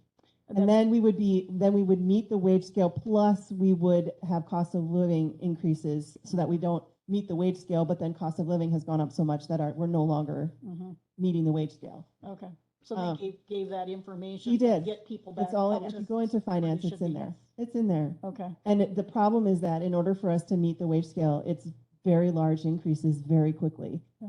And when you have those kind of increases, but a tax levy that doesn't change, I mean, we got, what was it? What was it last year for our net new construction? The only way tax Yeah. levy increases is by net new construction. And was it Yeah, like because the state won't $30,000? Let us raise any other tax, and they're And not it's- paying us in their mandated amounts. But did the net new construction was what, 30,000 last year? Yeah. So we got 30,000 more dollars to handle all of the increases that everything is costing more. And our health insurance rates, you know, we did was it 14% increase last year, 15%? It was some really high number last year, and it's, all indications are it's going to be another 15% increase One- hike. One in of our premiums. reasons is because we're using Right, all our premiums. insurance people don't like insurance. us. So if we tried to think of ways to be healthier, but it's like it's hard to do. And, so has the and health insurance changed then? As Has far not. as, 3 years ago, didn't we change? 3 or 4 years ago? um, 5 years ago now? we were on the state plan, but now we're on a private Courts, yeah. courts. And you're your own group rather than like this, with you, the state, it's like a. Right, huge- so I know that there's a group looking into the state, but it sounds to me like we're gonna have a lot of penalties involved because we're such high users. So we use all the people on our insurance use more, it costs the insurance company more than what they get in premiums by a large number apparently, because that's why they keep jacking the rates up. It's very messy and complicated. But I guess, so is there any other questions from the, because then I would really like to hear from staff as to, do I stand my ground on the 4.5? Do you want me to back down and go back to the 7% and know that next year we're going to be talking about, and I think we're probably still going to end up talking about cuts in personnel. I just was trying to the problem is give us if- more time to evaluate and more time to determine, you know, where it makes sense if we are going to have to cut staff. I think there's areas where we can cut staff. I think that, but in some of our really tiny little departments, I don't know how necessarily we could cut staff. So I'd like the time to look at that without having to decimate departments. I don't know what the right answer is. Yeah, it's just tough either way. At some point you have to get those people, if their wage scales were much lower than they should have been, you have to get them up where they need to be, or people will leave. And that's Oh, of probably course. already, that's already been happening. That happened in my department. That's Yeah, why our yeah. technician left. But where do we come up with $3.8 million? Exactly. We don't have the. Yeah, yeah, exactly. But the point is you have to get there somehow, but then you got to figure out how do you pay for that? And that's where the problem is. So do we, in order to meet the wage scale, do we cut personnel so that we can pay the people we have a lot more money? Is that a better option? That's where I'm interested in your guys' opinion. There's just some departments though, like you can't cut, like zoning. I mean, they only got 3 people in there the way it is, and they can't operate with any less. Well, I mean, Clerk of court, so same one of thing, the, you one know. of the resolutions that's coming before the county board is going to be asking this group, when we combine departments, or if we combine departments, can we cut a position? And it'd be an administrative position, I'm assuming, is what they would be recommending. I don't know. That's what we need to determine. And that's part of why that item on here where it talks about other zoning departments, staffing levels and zoning and land that are combined departments, that I think will help us have the conversation about what really makes sense and what is possible and what isn't possible, so that we can make a recommendation to the administrator and the finance and personnel committee about what is possible and what would just make it so that you can't function. I mean, and I think that's what we need to do a legitimate investigation of. So, you guys? Kind of give you my opinion later. I know, but do you want to say it now, or do you want to say it out loud? Well, I guess, how do I say it? I don't like, it'd be great to have these raises, but I don't want to lose staff just to get the raises, you know what I mean? That's Give the, up staff in order to get raises for the people that are left. I'm not saying we're not gonna lose staff. I mean, I've got, given the age of my staff, myself included, in the next few years, 3 of us probably won't be there. Retirement, you're I'm talking. talking retirement, yeah. No, now we're, Clear. not, yeah, retirement. I mean, that's realistic and all. and the two staff that we have, not the new one would have, so. I mean, I might be wrong. Maybe there's a way for us to come up with the money and not cut staff. But I've been looking at all the numbers and going through all of it, and I'm not understanding how we can do it without cutting, and not only just cutting, but significant, like, for example, public safety has been asked to cut $350,000. So public safety does have multiple departments there, but let's just talk. I mean, honestly, it's the sheriff's department that's probably, and really the 350,000 is if a daytime deputy cost is 78,000, that's 4.5 positions that would have to be cut from the public safety departments that are under public safety. Same thing for HHS. They've been asked to come up with $350,000 in cuts, which would be, again, I mean, maybe you can cut some of the lower, well, if you cut lower ones, it would take more to reach the 350. So if you cut your high, people that make more, you can cut fewer people. And I'm not saying that we do need to look. I do believe that there are areas where we are probably overstaffed and we could probably do better and be more efficient. But 8 positions in those 2 places seems, and I can't, honestly, I mean, I've seen their budgets. I feel like most things that can be cut have already been cut, and the only thing left is personnel. So I guess I want to make sure that I'm representing the staff and our committee, although technically it's Mr. Carroll that's representing this committee, so. Is it Steve or is it Dave? I thought it was Steve. Maybe it is Dave. You're right. Steve, who do you represent on finance? I'll be honest, I forget if it was this one or if it was the Public Works. Oh, Public Works, maybe. Yeah. Public Works is, oh, and I'm sorry. I'm on the rules for Public Works, sorry. Okay, anyway. All right. Mr. Bindle, did you have anything you wanted to add? The only thing I'd add is the sheet I handed out. Yes. There's 2 green boxes. One of them with the expenditures and the other one's underneath the revenue.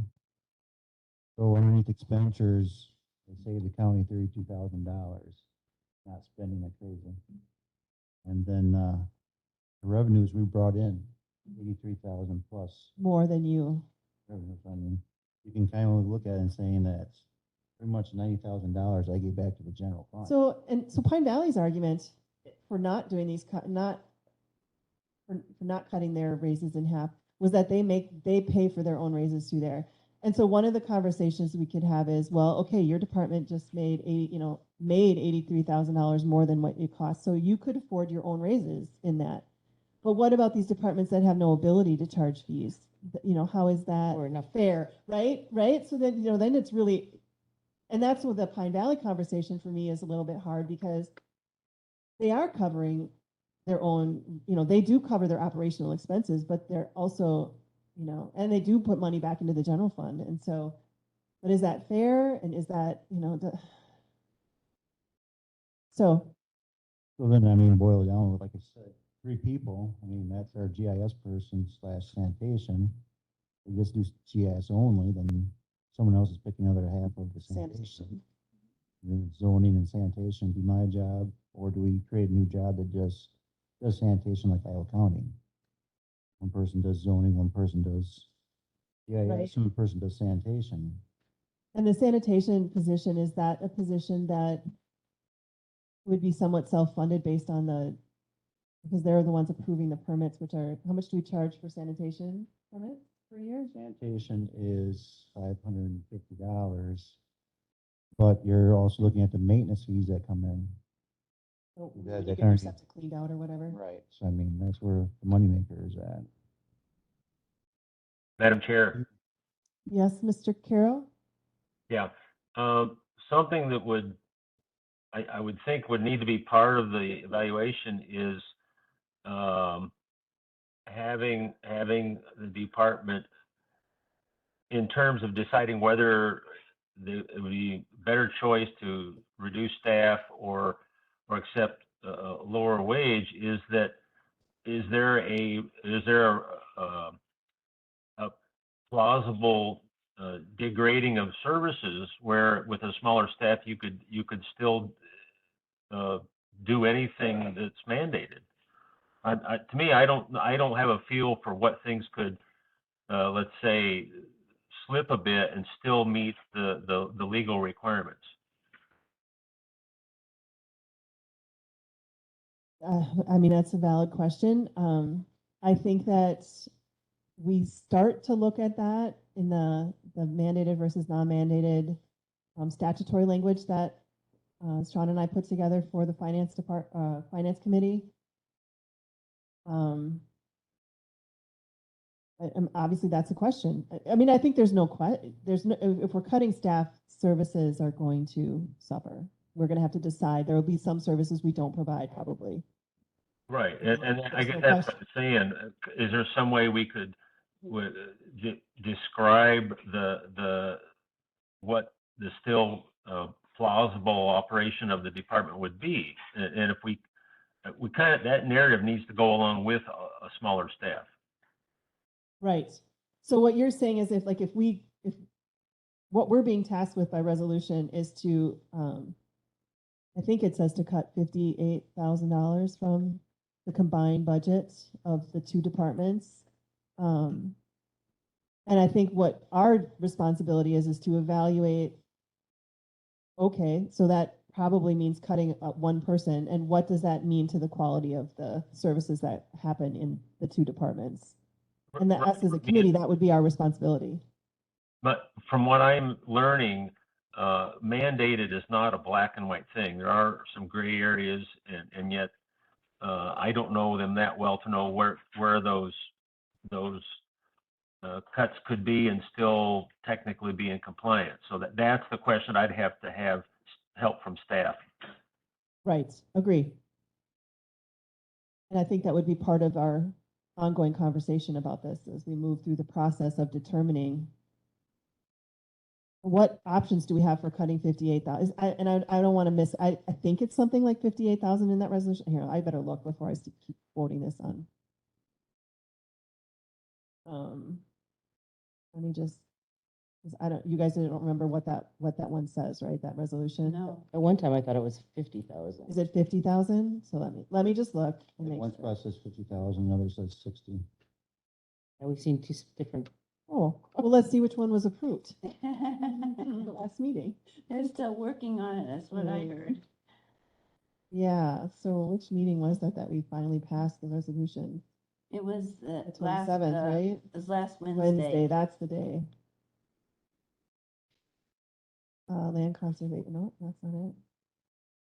Resolution, here we go. Land and zoning. Okay, so I think the only language we changed on this one was we struck the paragraph at the end about it being sent to the administrator. So it says, Land and Zoning Standing Committee is tasked to work in conjunction with county administration, supporting staff, develop and evaluate options and make recommendations to the county board on future operations of the land conservation zoning and register of deeds. And be it further resolved, they are specifically tasked with evaluate services under the guidance of the service consideration matrix, finalize responses, and then levy reduction. Develop a course of action if possible where departments and budgets under supervision have a total projected levy operational expense reduction of $50,000 entering into 2024 and the same sustained reduction beyond. So $50,000 is the language we approved. So that's what if it passes county board in August, that's what we will be tasked with. So I think that is, Steve, I agree with you. I think that that's going to be a critical part of the conversation is, okay, $50,000. Although, again, potentially, what if, I mean, if revenues are if we're making more in revenues on a very consistent basis, more than 50,000. So essentially that 50,000 is covered by revenues. So maybe that's the conversation, but I think we need to be able to prove that that's a consistent thing that we can count on happening. And so we'd have to look at historical figures of how much. I don't think it's a wise idea when you have, say, like number of permits are coming in. If it's COVID, you would think the numbers would have gone down, but they were the opposite. They went way up. So Everybody was doing home everyone I'm labs. talking to from other counties are thinking the number for revenue for permits will be way down next year. It'll eventually So that's why looking historically would, at an average over historical, not just last year, would be probably more accurately reflect what happens. I did a study a couple of years ago, and basically we made more revenues, say like 30,000 more than what was predicted, except for the years that we got pay raises that it was never thought about beforehand. So Okay. we had a pay raise after first of next year that we didn't predict. That's where my numbers are down off. Okay. It was planned, everything was about 30,000 more. I mean, I always kept a cushion of making sure I wasn't in the red. Numbers coming in, so. So as far as cuts go with 50,000, and we can, I think maybe we're getting a little off agenda. I mean, we're still talking about budget, because the resolutions haven't passed yet. So maybe we should just save the conversation for once if the resolutions pass. And just at this point, move on to land conservation's budgets. So I didn't hear anyone tell me that I should back down on the 4.5%. Or that I should, or I should vote in favor of changing it back to the 9% if that comes on to before the committee. Sorry. I I honestly, can't tell you what to do. I don't know what to do. I don't know what the right answer is. I'm trying to balance what the employees really need, which is to get their wages up, with being actually able to sustain that though, and not decimate our services completely. I think we need to do some hard looking at some of our services, but okay, I'm going to stop beating that horse. All right, sorry, now I got to get back to. All right, so let's go to Kathy's budget. That would be item number 13B, right? LC budget summary. Yes, what I did is mine a little different than his. I put down, I had the 2022 versus 2023. And the two main ones that get a lot of tax levy, our general fund, which is our general budget plus my salary and fringes and Tammy's salary and fringes.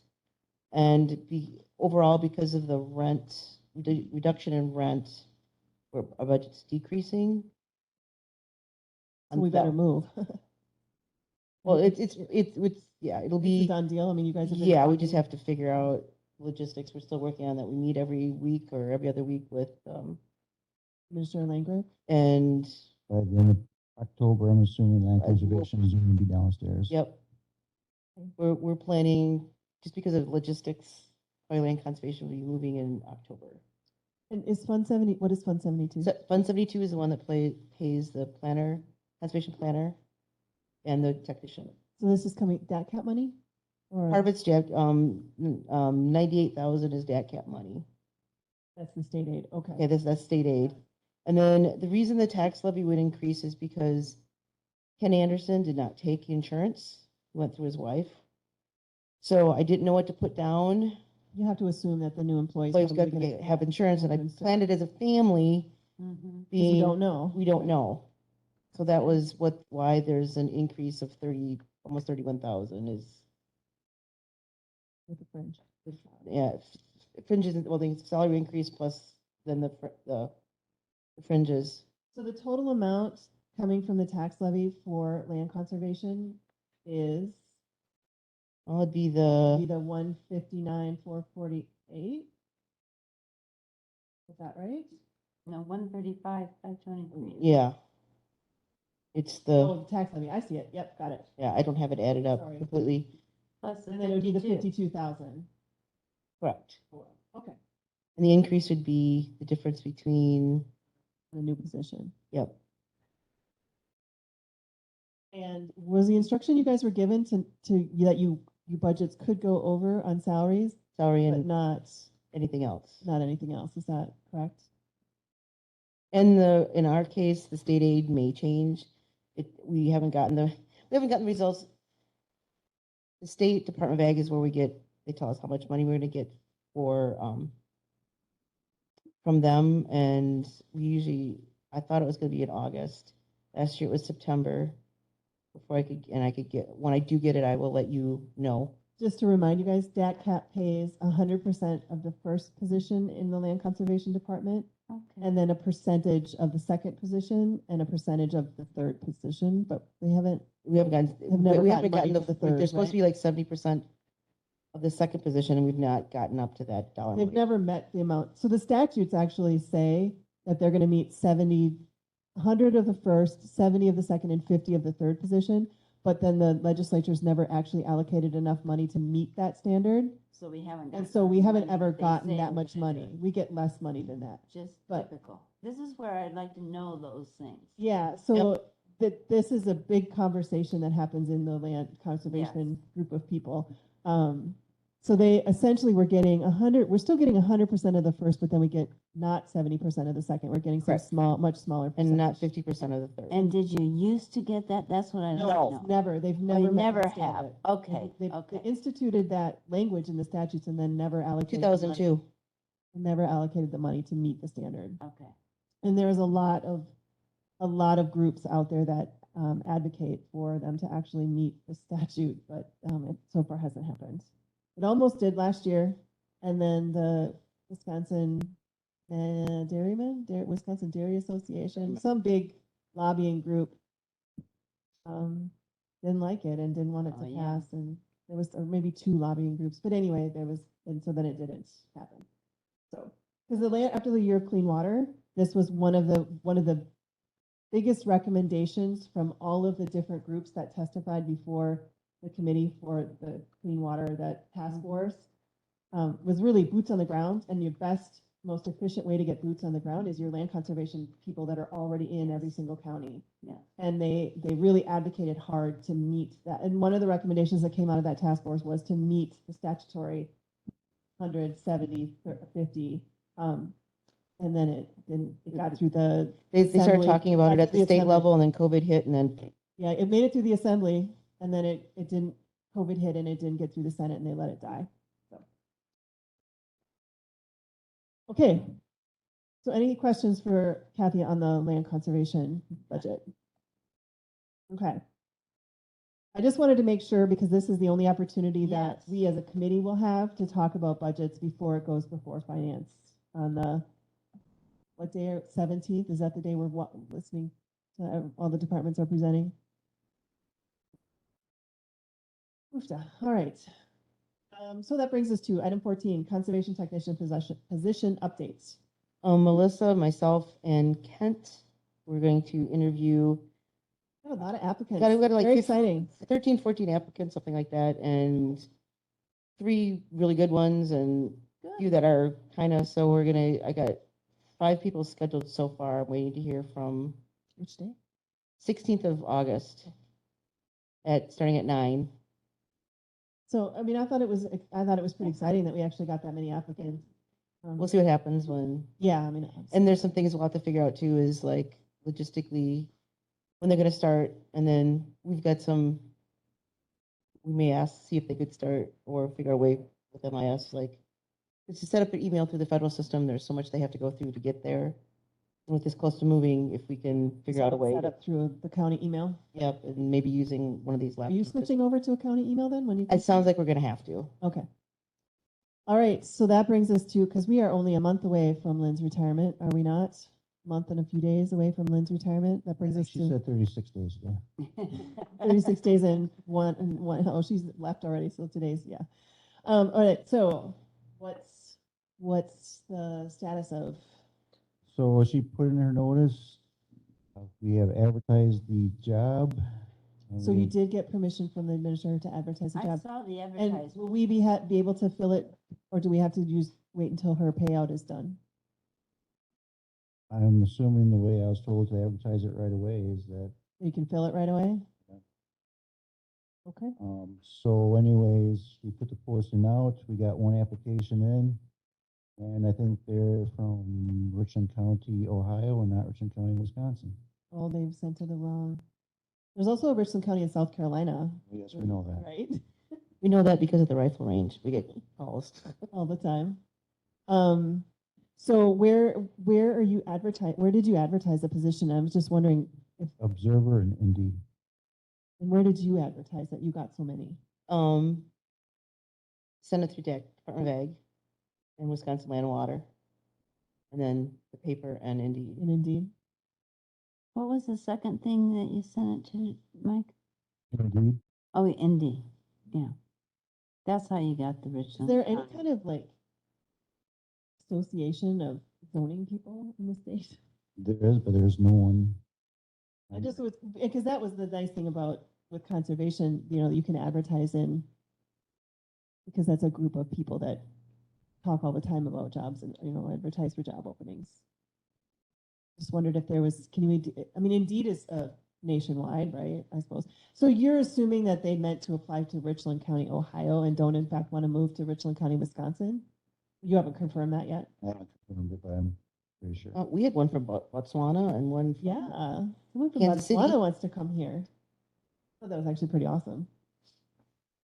But yeah, I don't know. I could see if talk to the Wisconsin Land and Water. If they I don't know if that's I mean, is it? That's what I was appropriate wondering. for- I don't think that they would advertise a zoning position. I just am curious as to, is there does anyone have any ideas of anywhere else we can advertise to try to widen the pool?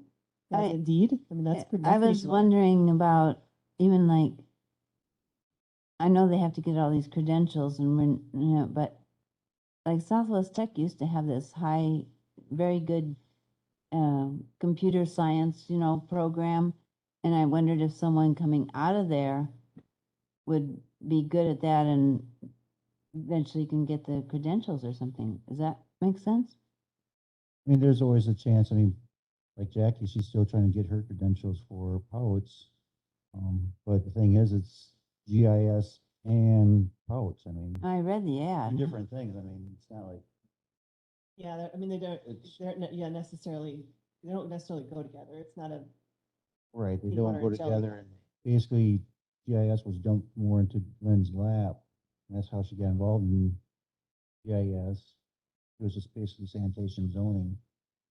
But yeah, I mean, for what you need and the fees, I don't. so how long have you been advertising? Is this the first round? You just did one I week in got the put in paper? the or- paper for 2 weeks and see how it goes from there. And it's, how long has it been? Has it been 2 weeks or has it only been 1 1 week. week? Okay. And Indeed is just out there, right? I mean, that's just, are there any other online platforms that make sense and you have to pay to put it out on Indeed? Is that free? Indeed's free. Indeed is free? Does anyone know if there's any other online ones that make sense to post it on? I mean, how do you get the word out, right? Yeah, Okay. can you, So the plan is if we don't, so by next month, if we've gotten no applicants, what is our conversation going to be? Contracting? While we keep looking, while we keep looking, we contract out. Right, we're gonna have to contract out or We else- can't not like get new, like in the 911 stuff. And I mean, there's certain things that have to happen, right? Maybe some stuff could be put off, but. Madam some- Chair. Yeah, Mr. Carroll? In the corporate world, there's a whole ecosystem of headhunters for all different niches and things. Does there anything like that exist that's not too expensive in these kinds of markets? I have no idea. Mr. Bindle, do you have any idea? I have no idea. I think they usually get a pretty high percent of the job, and I don't think we have that much salary that a headhunter wants to do it. I mean, do you have any way that you could find out, Mr. Carroll? Well, I'll sure try. I'll look into it, but yeah, you're right. There is a fee typically, but you know, we don't know. We don't know what it's like for government type jobs. Maybe it's a different business strategy. I'll have to look into it. Okay, thank you. I was at a conference and basically we were listening to a headhunter basically, and it says people just don't want the jobs. I wonder why. They want There's so many mapping degrees, like, But the thing is, people want to work from home. They don't want to go to. well, is that something we need to discuss? Could this potentially be somewhat work from home? What is the feasibility? Look at his face over there. Everyone wants to work from home. I mean, I wish I could Well, work. no, but is that, I mean, is that something we have to discuss in order to get this, rather, or is it just we're gonna contract it out and that's just the way it's gonna be? Which they won't be here either if we contract it out. They won't physically be here. Madam Chair, Yeah, Mr. Carroll. yeah, I couldn't hear Mike's comment. I couldn't hear it. I don't remember what you said. I basically said that, everyone wants to come to work, they want to work from home. Oh, okay. And at the last finance and personnel meeting, it was discussed, and people made a comment that no matter how much Richland County adds money, seems like no one wants to work, so that's the way I got it. Oh, right, you're talking about the comment that Mark Wage Cooley increases, made at the business that at the he new- works at. Yeah. They're throwing tons of money out there and they're still not getting applicants. There's a comment that Mr. Cooley made. So can I ask a question, Manager? Yeah. So this working from home, I mean, this takes a certain kind of computer and a certain kind of, programming. Is that feasible from a home computer? Maybe that's what we need to discuss. Yeah. I think it's jumping the gun right now, Uh-huh. but I mean, if we advertise for another month even, and we still don't get any applicants, then what options do we have? We have to figure out why there's no applicants, and if working from home is one way that we could get applicants, then we should have that conversation. Or do we just decide that we're contracting it out? But again, even if we contract it with they don't physically come here and do this stuff, do they? I mean, you have to give them the information somehow or another, but I mean, I'm betting that they do a lot of it online and they upload to our servers or whatever we give them permission to do, or I don't know really how it all works, but and then we would have to work with the IT department I on. mean, either way, it sounds like there's the potential that there's going to be some IT issues with how we manage this data. So anyway, I think it's a Madam little, Chair, yeah, go ahead. could I get the job description advertising in text so I could do something with it? It's on the website. Okay, I meant as a file, but I can cut and paste. Well, can you just email it to him? Yeah, I can just email it to them. So Mike will Great, thanks. email that to you. Okay. All right. So I guess we'll see. I mean, next month is the last one before retirement. Is that? Yeah, the last few days of her. Yeah. Okay. All right. So that brings us to 16, introduction of zoning staff. They went home about a half hour ago. I figured. Okay. So 17, public comment. I think we had public comment earlier. Is there anyone else who wants to make any kind of comment? Okay. Future agenda items. So I think we'll continue our conversation about recreational rentals. Do we want to have a conversation about the Dark Skies Initiative and whether or not we as a county want to have any kind of say about or recommendations about shades on lights and all of that kind of information? Or are we done with that issue for now? I don't know if we can handle everything right now, but I think we need eventually to talk about that. I Leave mean, it on the radar, but just not yeah, necessarily. right I now. realize that the where the residence halls used to be is in the city, but I've had a lot of people complain that their lights are really bright and if they don't have any shade. So I think it is something to consider if we go beyond the city limits with some things. Okay, so it's something that we'll come back to, but not necessarily next Right. month. We do have a lot on our plate right now. And Yeah. perhaps after budget. Yeah. Right. Okay. All right, anything else? Oh, yeah. You want to just make sure you speak so that, because we have one member on, just flip the switch towards you. Oh, I think you have to pull this thing forward. It's on the top. My name is Sue Triggs, and I'm the Register of Deeds. Mhm. And I know I haven't been to the last few meetings. I'm part of this committee. I've been alone in the office and have not been able to get out and get to these meetings, but I'm gonna try to make it for now. Well, as you can see, we go kind of late, so. Yeah, yeah. But anyway, I just wanted to introduce myself, and I think I do not know you or Mr. Carroll, but It's a brand new committee. like, Yeah, When no one, yeah. the only one from zoning is Linda, and I'm the Yeah. only one from land conservation that's on here, so. We've known each other. I don't have my budget completely ready. I don't anticipate on my expenses going over what I have. From been. last year, Right. Okay. And starting with a new employee, I might even be under. And I because has don't- your deputy position been vacant? or- it has been for about a month. Okay, And so so. that'll save a little bit of money there. Right. And my new person will start at the bottom of the scale. So, Okay. anyway, salary wise, I don't think it's gonna be any more than what it is now. So that's basically all I can tell you. I haven't got my budget complete, but I'll have it ready by Friday to submit, so. Okay, that sounds good. Yeah, I mean, it's a fairly small budget. Do you have much that is off the tax levy? Is it just your salary and the deputy salary, or do your fees cover? Our fees pretty much cover, our Expenses for your office? expenses, yeah, even our salaries. Okay. So, I can get it to you as soon as I get it done.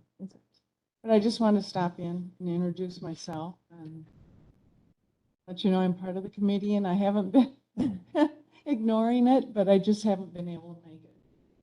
Okay, yeah, well, certainly if there's any issues that you think we need to handle Mhm. at that point, just let me know and we'll get it on the agenda and make sure. All right, well, thank you for stopping in. We're at 2 hours, which is a little shorter than last time. We get a little shorter every time, but we have a lot on our plate. It's just never going to be a super short meeting, I don't think, so. All right, so with that, would someone like to make a motion to adjourn? Can we talk Oh, about yeah, our why don't next we- yeah, meeting let's talk about because of Labor Day? Yep.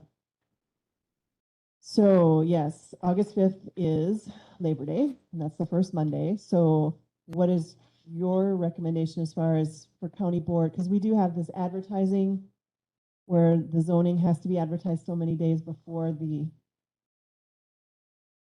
August 29th is really going to be probably. Okay. So is August 29th going to be okay for people? That's that day I have something else. I may be a little late again because I always have something that day, but I don't know any other way. Yeah, I hate to move it much later. No, I understand. I'll be a little late. I mean, it's just, I have something, I always have a meeting that day and it starts at 1:30 and usually it's done by 2:33, but last time it wasn't done till 4. Okay. Julie, does that work for you? Yes. Steve, does that work for you? August 29th for a meeting? Yeah, that's good. Okay. All right, so we are adjourning to 3 p.m. on August 29th. We did agree on 3. Yeah. Would someone like to make that motion? I'll move. All right, motion by I'll Jensen, second it. second by Fleming. All those in favor signify by saying aye. Aye. Opposed? All right, we are adjourned. Thanks a lot, everybody.